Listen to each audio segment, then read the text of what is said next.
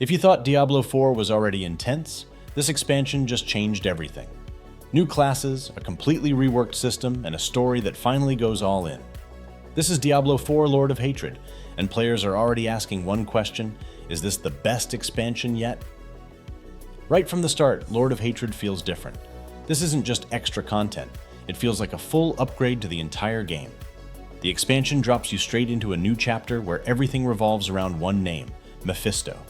The story pushes deeper into the dark lore, taking you to the Skovos region, a place filled with chaos, cults, and pure corruption. And unlike previous expansions, this one actually delivers emotionally. Instead of just save the world, the story becomes more personal. The tension builds slowly, and when things finally hit, it feels earned. Critics are already saying this campaign is one of the strongest parts of the expansion. But let's be real. Story alone doesn't make a game go viral. Gameplay does.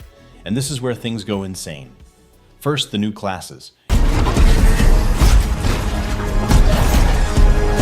You're not getting recycled content. You're getting two completely fresh ways to play. The Paladin brings classic holy power, defensive builds, and team support. Meanwhile, the Warlock flips everything upside down with dark magic, demon summoning, and aggressive playstyles. This creates something Diablo hasn't had in a while: real variety. Every build feels different. Every fight feels different. And more importantly, you're not forced into one meta path anymore. You can actually experiment, and it works. Now here's where it gets even better. The skill system has been completely reworked. Instead of boring passive upgrades, every skill now branches into meaningful choices that actually change how abilities behave. That means no more plus 2% damage nonsense. Every decision matters. Every build feels unique. And then comes the biggest game changer: the return of the Herodric Cube. Skovos is where Lilith and Inarius created mankind. This isn't just nostalgia. It's a full upgrade to how loot works. You can now take useless items and turn them into something powerful. Even low-level gear can become endgame worthy with the right upgrades.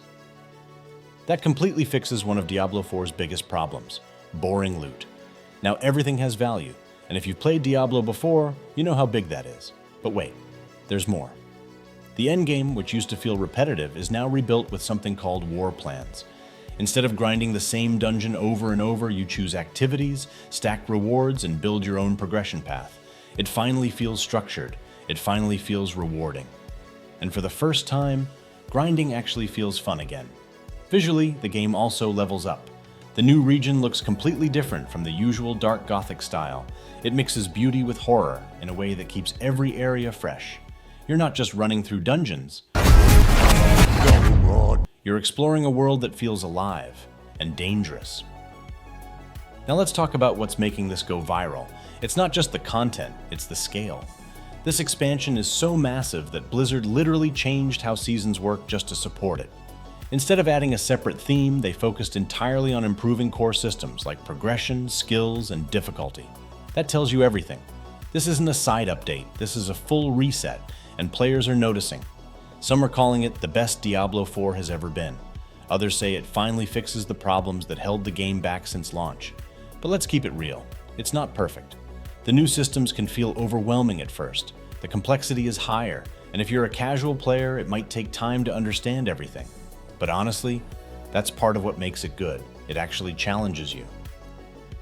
Before you go further, hit subscribe right now, because this channel breaks down the craziest games you need to know, and you don't want to miss what's coming next. Back to the question, is this the best expansion yet? If you compare it to previous Diablo 4 updates, this is easily the most complete one. It improves gameplay, fixes core issues, adds meaningful content, and gives players more freedom than ever before. That's a rare combo. It's not just more Diablo, it's better Diablo. And in 2026, that's exactly what players were waiting for. So if you left Diablo 4 because it felt repetitive, this might be the reason to come back. And if you're already playing, you already know. This expansion changes everything.